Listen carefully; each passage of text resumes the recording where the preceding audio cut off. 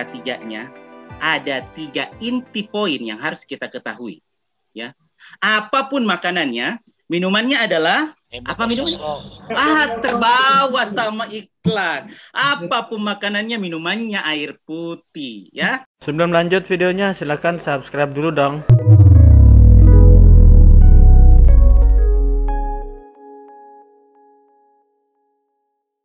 Obat. Ya, teman-teman, apa sudah tampak slide-nya? Ya. Oke, teman-teman sekalian, alhamdulillah.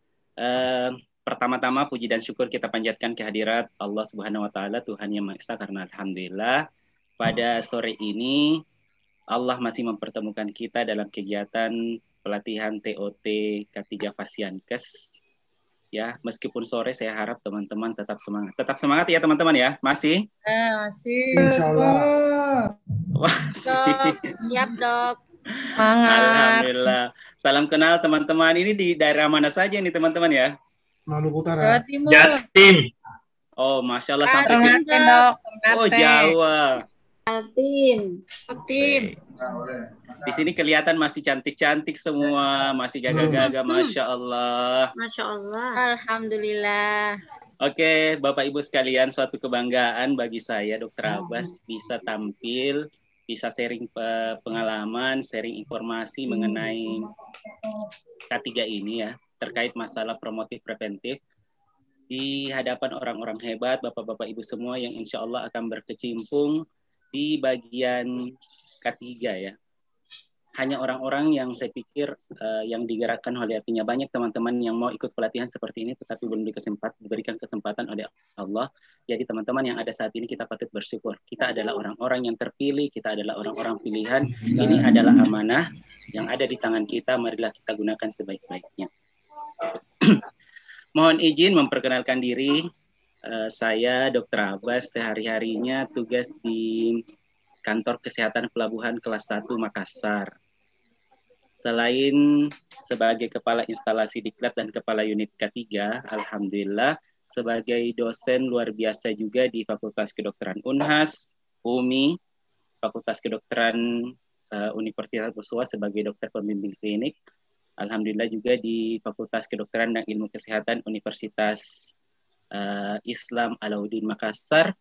Kemudian mengajar juga sebagai clinical instructor untuk ergonomi, materi ergonomi khusus di fisioterapi. Jadi saya ngajar ergonomi fisioterapi di Fakultas Ilmu Keperawatan bagian fisioterapi dan mengajar juga di AK3 Hiperkes membawakan tentang kesehatan kerja. Nah, teman-teman, pada hari ini saya diberikan kesempatan oleh panitia untuk membawakan materi terkait masalah upaya promotif dan preventif kesehatan kerja bagi SDM di Fasiankes.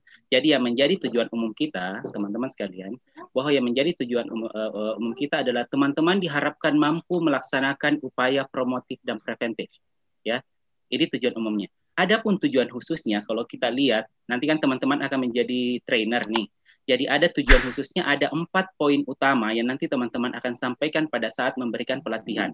Bahwa seluruh peserta setelah mengikuti materi dari kita, diharapkan mampu menerapkan, ya, mampu menjelaskan dan menerapkan pemeriksaan kesehatan. Ya.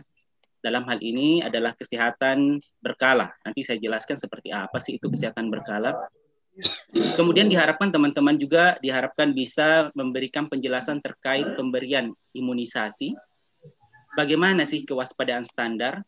Ada 4 kewaspadaan standar. Kemudian bagaimana bisa membudayakan perilaku hidup bersih dan sehat. Orang melaksanakan perilaku hidup bersih dan sehat tidak semata-mata langsung bisa melaksanakan. Harus melalui tahap-tahapnya. Ada strateginya. Tidak bisa, oh saya mau langsung turun. Tidak bisa seperti itu. Kita harus memiliki strategi ketika melakukan pembudayaan perilaku hidup bersih dan sehat.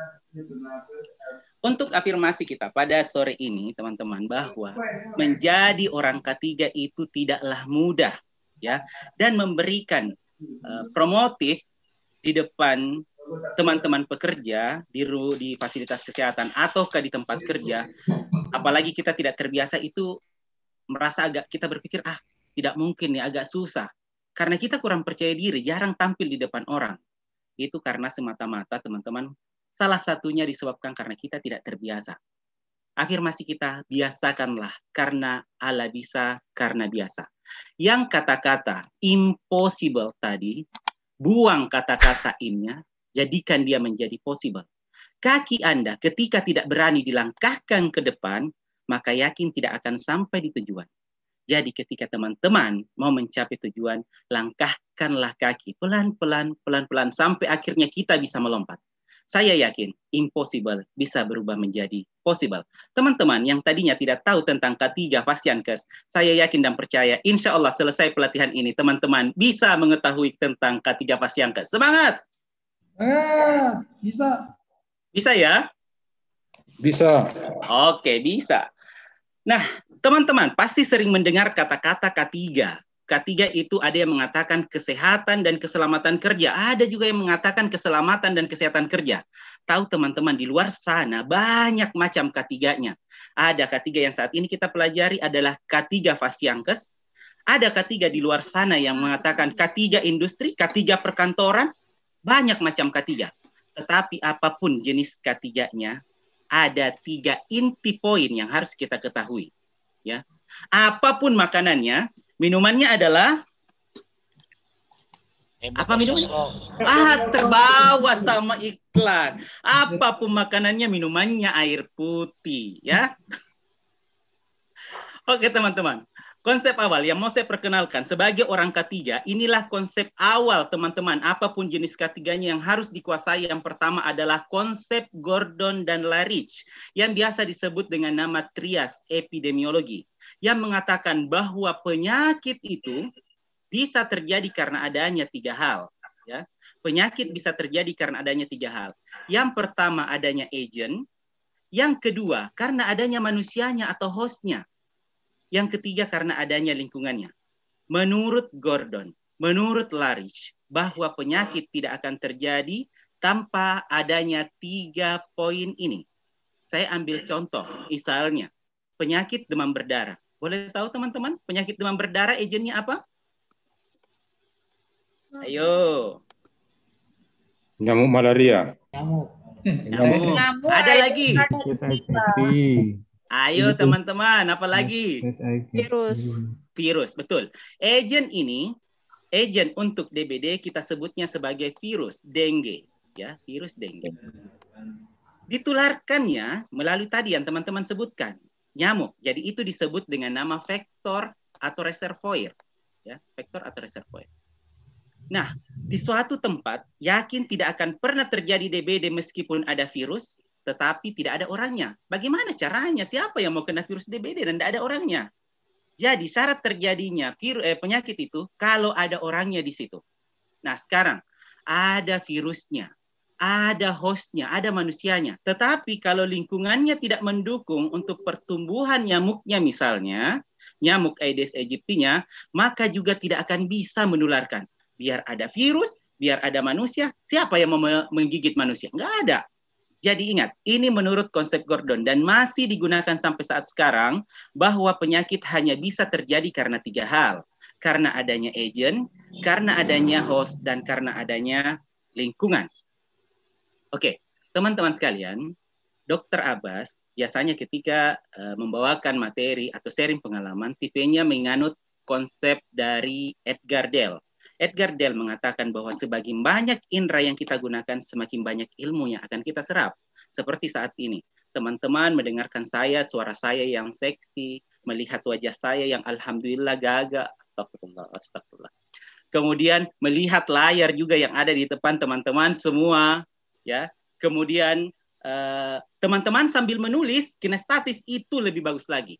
Menurut Edgar Dale bahwa semakin banyak alat indera yang kita gunakan, makin cepat daya serapnya kita. Jadi pada kesempatan ini saya akan bertanya-tanya pula. Kita akan mereview, evaluasi. Jadi saya habis memberikan penyampaian, akan kita evaluasi sedikit dan sedikit. Ya, cukup mengetahui 3. Saya yakin teman-teman sudah bisa turun ke lapangan. Dan saya yakin teman-teman sudah saya bisa, orang hebatlah di lapangan. Karena inilah intinya K3.